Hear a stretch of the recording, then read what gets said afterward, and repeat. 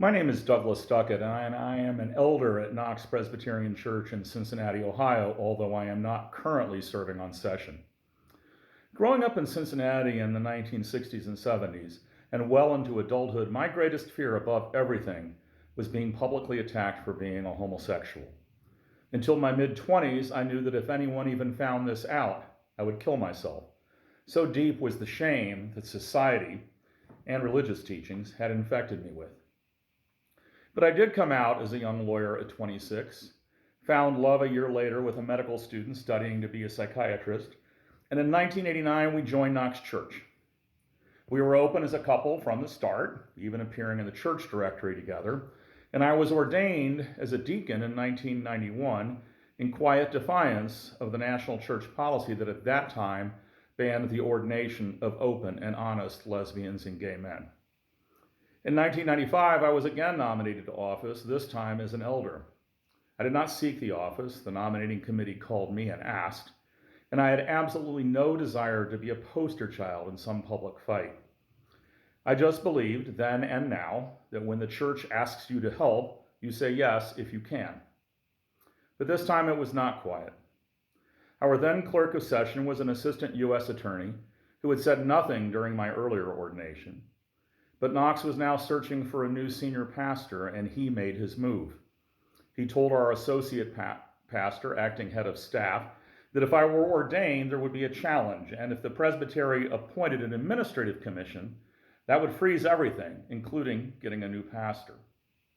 This was a deeply vulnerable time in my life.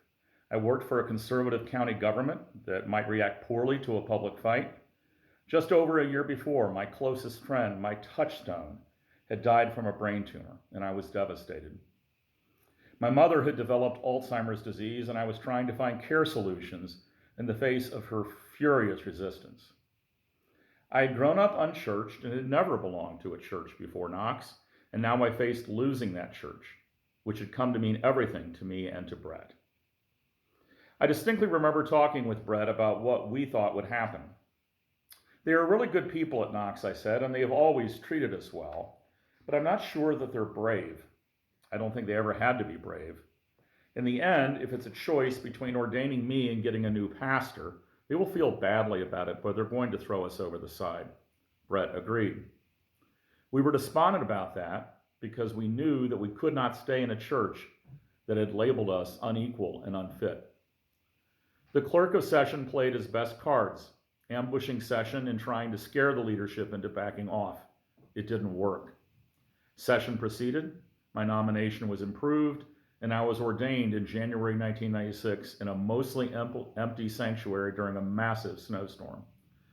A different member of the congregation then filed a formal complaint that led to a 2-day church trial in June of that year. A week later, the Permanent Judicial Commission of the Cincinnati Presbytery annulled my ordination by a 4-3 vote, the first time in Presbyterian history that this had ever happened in a remedial case. That decision was reversed on appeal to the Synod on the technical ground that I had not said the G word in a formal session meeting, and the complainant then dropped the case before it was heard on the General Assembly level. It was a 2.5-year fight, but I served out my term as elder. But the experience of being a punching bag who had to remain silent that whole time had left a lot of wounds, some of which last until today. The paradox is that now I am glad that it happened, although I hated it at the time. There is great power in standing down your biggest fear. You can never be frightened quite the same way again. I did not know what I would do if I were publicly attacked for being gay, and now I know. I didn't run. I did not know what my church would do if faced with very serious consequences, and now I do. They were brave, and they stood firm for their vision of an open, inclusive, and loving congregation. I also learned an important personal lesson. Most of the people I assumed would be on the other side consistently surprised me, and I learned that until I really know someone, I don't know that person's heart.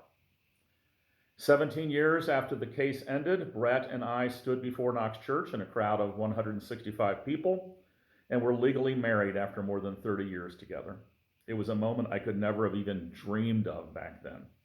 God's grace and justice prevailed, and I will never forget that journey as long as I have memory.